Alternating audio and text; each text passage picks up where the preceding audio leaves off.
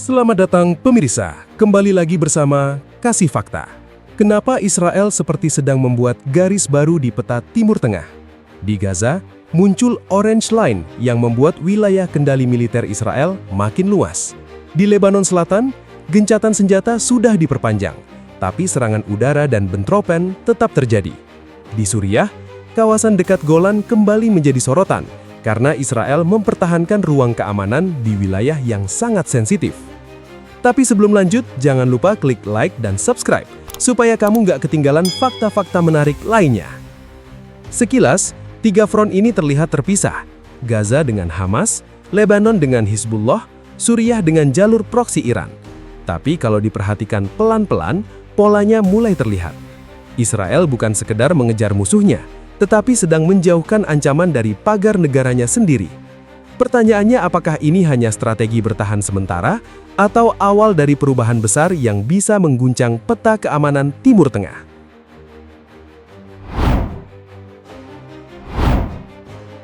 Kenapa sebuah garis di peta bisa terasa lebih menakutkan daripada suara ledakan? Di Gaza, jawabannya mulai terlihat pada 29 April 2026. Saat itu, Reuters melaporkan bahwa Israel membagikan peta baru kepada kelompok bantuan yang bekerja di wilayah Gaza. Di dalam peta itu, muncul sebuah batas baru yang disebut Orange Line.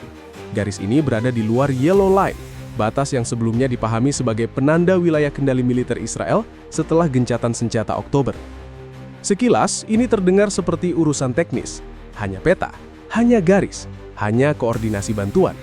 Tapi di medan perang, garis seperti ini bisa mengubah hidup banyak orang.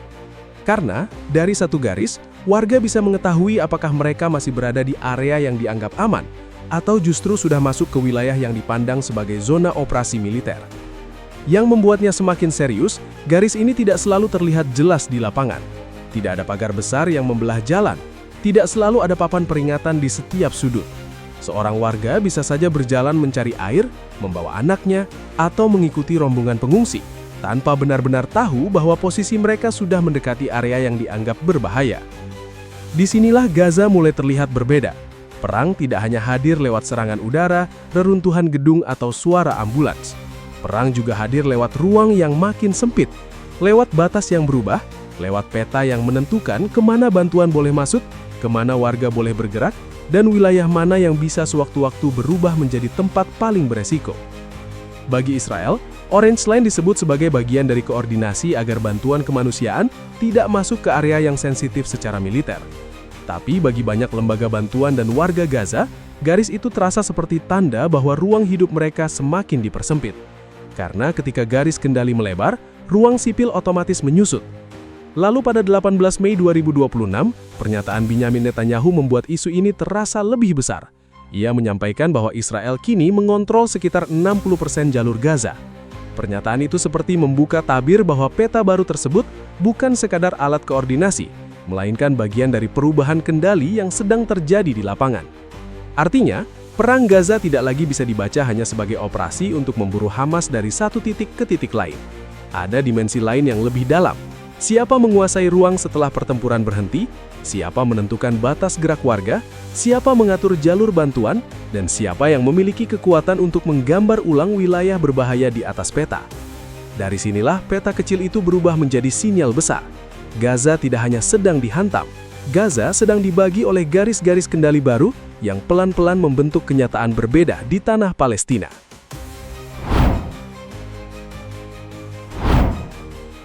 Di Lebanon Selatan, perang tidak selalu dimulai dengan pengumuman besar.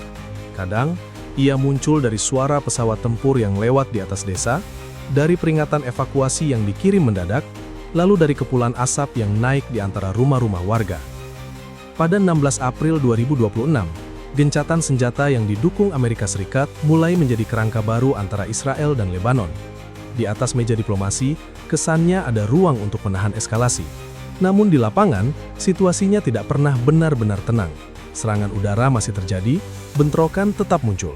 Hizbullah masih mengumumkan serangan terhadap pasukan Israel, sementara Israel terus menekan titik-titik yang disebut berkaitan dengan infrastruktur militer Hizbullah. Lalu pada 18 Mei 2026, Reuters melaporkan bahwa gencatan senjata itu diperpanjang selama 45 hari setelah putaran ketiga pembicaraan yang difasilitasi Amerika Serikat. Tapi di hari yang sama, laporan dari Lebanon Selatan justru memperlihatkan kenyataan yang jauh lebih panas. Israel melakukan serangan udara di beberapa lokasi. Hizbullah menyatakan menyerang pasukan Israel, dan militer Israel menyebut telah menghantam lebih dari 30 titik Hizbullah dalam 24 jam sebelumnya. Angka itu penting.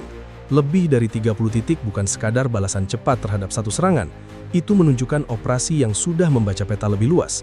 Ada target yang dipilih, ada jaringan yang dipantau, ada dugaan jalur, gudang, posisi pengamatan dan titik gerak yang dianggap bisa membuat Hizbullah kembali menempel ke perbatasan utara Israel. Bagi Israel, Lebanon Selatan bukan sekadar wilayah tetangga. Kawasan itu pernah menjadi ruang tekanan langsung terhadap kota-kota di utara Israel. Dari sana, roket bisa ditembakkan, drone bisa dikirim, serangan jarak dekat bisa disiapkan. Karena itu, ketika Israel mempertahankan zona keamanan di selatan Lebanon, pesan strategisnya jelas, Hizbullah tidak boleh kembali berada terlalu dekat dengan pagar Israel. Tapi bagi Lebanon, logika ini membawa masalah besar.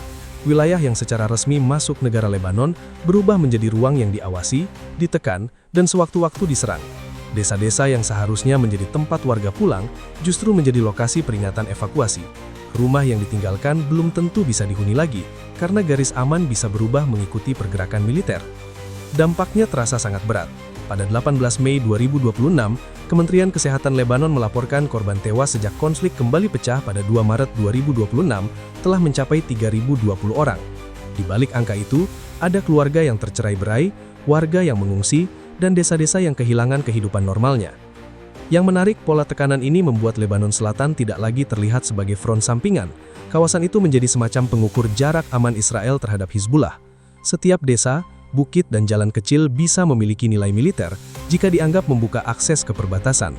Karena itu, ketika serangan terjadi pada 18 Mei 2026, pesannya bukan hanya kepada Hizbullah, tetapi juga kepada pemerintah Lebanon dan mediator Amerika Serikat, bahwa ruang keamanan Israel tidak mudah dinegosiasikan selama ancaman di utara masih dianggap hidup. Di medan seperti ini, jeda tembak hanya menjadi jeda yang sangat mudah pecah lagi. Inilah wajah rumit Lebanon Selatan. Secara diplomasi, ada gencatan yang diperpanjang. Secara militer, ada zona keamanan yang dipertahankan. Secara sosial, ada warga sipil yang hidup di antara dua tekanan besar.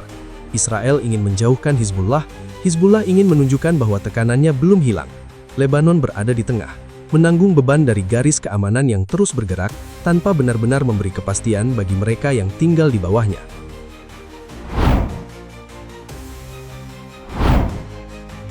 Di Suriah, perang terlihat lebih sunyi dibanding Gaza dan Lebanon. Tidak setiap hari menjadi pusat berita, tidak selalu ada gambar besar yang memenuhi layar. Tapi justru dari wilayah dekat dataran tinggi Golan, Israel membaca ancaman yang jauh lebih panjang. Pada 19 Mei 2026, Financial Times melaporkan bahwa Israel telah menguasai sekitar 1.000 km persegi wilayah di beberapa front sejak serangan 7 Oktober 2023. Wilayah itu mencakup Gaza, Lebanon, dan Suriah. Angka ini penting karena menunjukkan bahwa Israel tidak hanya bergerak di satu medan.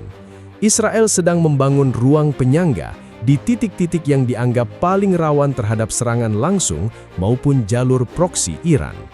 Di Suriah, persoalannya bukan hanya siapa yang menembak hari ini. Masalah utamanya adalah siapa yang bisa membangun posisi besok. Kawasan dekat Golan berada di titik yang sangat sensitif. Dari sana, pergerakan kelompok bersenjata bisa membuka tekanan baru ke utara Israel. Jika jaringan pro-Iran mendapat ruang untuk mendekat, maka Israel bisa menghadapi ancaman tambahan di luar Gaza dan Lebanon. Karena itu, Suriah dipandang seperti pintu belakang yang tidak boleh dibiarkan terbuka. Bagi Israel, satu celah kecil di wilayah ini bisa berubah menjadi jalur logistik, tempat pengamatan, atau ruang persiapan serangan. Ancaman seperti ini sering tidak langsung terlihat.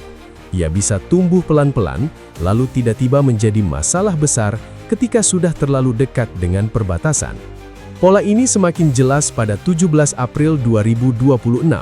Saat itu, Benyamin Netanyahu menyatakan bahwa Israel telah menciptakan Deep Security Buffer Zone di sepanjang perbatasan utara. Pernyataan itu tidak hanya menunjuk Lebanon, tetapi juga wilayah yang terhubung dengan Golan, Gunung Hermon, hingga area Yarmuk. Dari bahasa politiknya, Israel ingin mengubah lingkaran ancaman menjadi lingkaran keamanan. Disinilah tiga front itu bertemu dalam satu pola. Gaza memperlihatkan garis kendali baru melalui Orange Line. Lebanon Selatan memperlihatkan zona keamanan yang menekan Hizbullah agar tidak kembali dekat ke perbatasan. Suriah memperlihatkan upaya menjaga ruang sensitif agar jalur Iran tidak punya tempat untuk menempel di dekat Golan. Maknanya tajam. Israel tidak lagi hanya membangun pertahanan di dalam pagar sendiri. Israel mendorong medan ancaman keluar. Hamas ditekan dari dalam Gaza, Hizbullah dijauhkan dari utara Israel. Jalur proksi Iran dipantau dari arah Suriah. Semua bergerak dengan logika yang sama, yaitu menciptakan jarak sebelum serangan terbentuk. Namun strategi seperti ini membawa konsekuensi besar. Ketika zona keamanan dipertahankan terlalu lama, batas perang bisa berubah menjadi batas kontrol. Ketika batas kontrol mulai diterima sebagai kenyataan lapangan, peta politik kawasan ikut bergeser, meski tidak selalu diumumkan secara resmi. Bagi negara-negara sekitar, perubahan ini bisa memunculkan dilema baru. Mereka mungkin ingin perang berhenti, tetapi pada saat yang sama, harus menghadapi kenyataan bahwa wilayah perbatasan berubah menjadi ruang militer yang sulit dikembalikan seperti semula.